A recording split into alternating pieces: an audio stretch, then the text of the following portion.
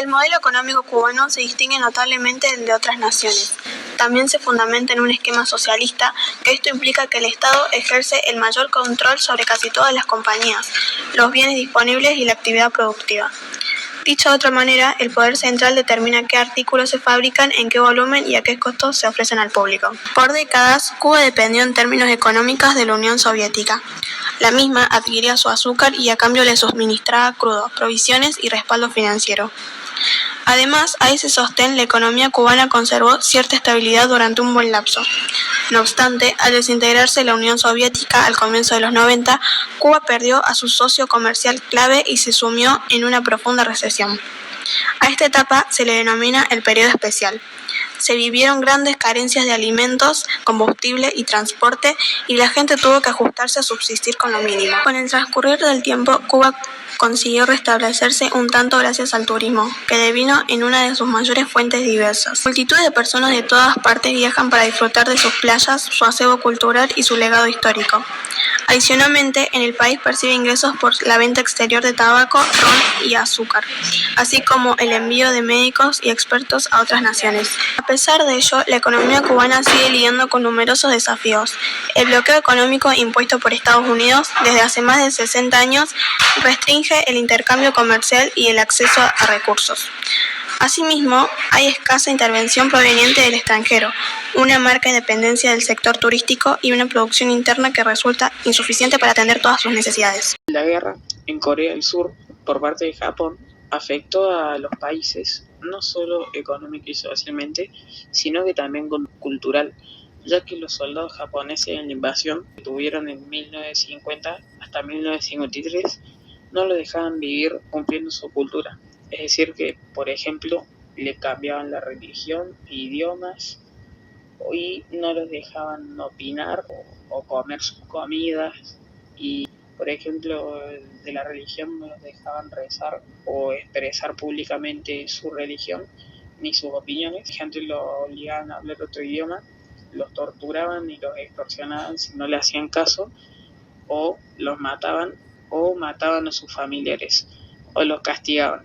Uno de esos castigos, por ejemplo, era dejarlos sin comida, pero había señoras mayores que escondían los ingredientes de la comida bajo tierra para cocinar y comer sus comidas, pero si lo encontraban los soldados, castigaban o la llegaban a matar. Corea tuvo consecuencias culturales como la trauma y la pérdida, ya que la guerra causó un trauma profundo en la sociedad coreana, con muchas familias afectadas por la pérdida de seres queridos y la destrucción de sus hogares. La identidad nacional, la guerra reforzó la identidad nacional coreana y la sensación de unidad entre los coreanos. Arte y literatura.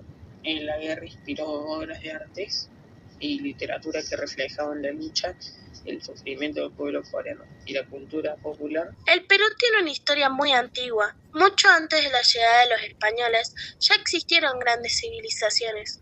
Una de las más importantes fue la cultura inca, que creó un gran imperio llamado Tahuantinsuyo, con su capital en Cusco. Los incas construyeron caminos, terrazas de cultivo y ciudades como Machu Picchu.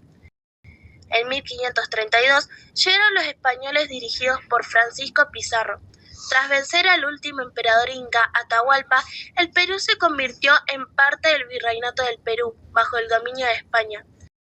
Durante esa época, se explotaron minas de oro y plata, y llegaron personas de diferentes partes del mundo, aunque también hubo mucha explotación de los pueblos indígenas.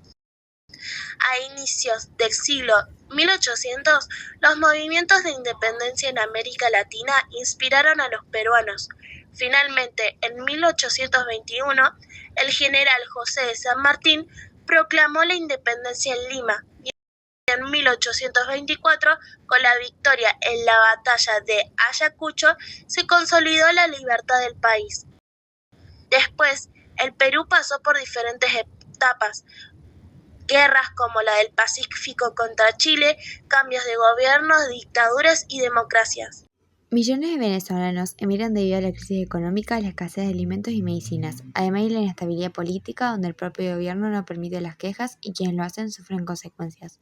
Ante esta situación, muchas personas se ven obligadas a abandonar su país y dirigirse a naciones vecinas en busca de trabajo, seguridad y mejores condiciones de vida. Este fenómeno ha cambiado no solo la realidad venezolana, que pierde parte de su población joven y trabajadora, sino también lo de los países que lo reciben, los cuales enfrentan nuevos desafíos sociales y económicos. La migración no es algo que ocurre únicamente en Venezuela, sino también en otros lugares del mundo, como Corea del Sur y Cuba. En el caso de Cuba, su economía, similar a la situación venezolana, enfrenta diversas dificultades ya mencionadas anteriormente, como la escasez de bienes, la baja productividad y la alta inflación. Estas limitaciones, sumadas al embargo impuesto por Estados Unidos y la dependencia del turismo, han generado en los últimos años una migración masiva de ciudadanos que buscan mejores oportunidades en el exterior. Esto ha provocado una pérdida de mano de obra y profesionales dentro del país, afectando el desarrollo interno y el del bienestar social. En Corea, aunque se trata de un contexto completamente diferente, la guerra con Japón, ya mencionada anteriormente, también generó graves consecuencias. Además del impacto económico, muchas personas fueron desplazadas de sus hogares, sufrieron la represión de su cultura y la pérdida de su identidad nacional.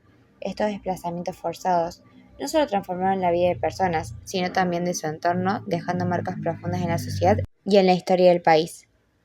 En todos estos casos, ya sea por crisis económicas, políticas o conflictos bélicos, se evidencia cómo distintos factores pueden alterar la estabilidad de un país y afectar directamente a su población.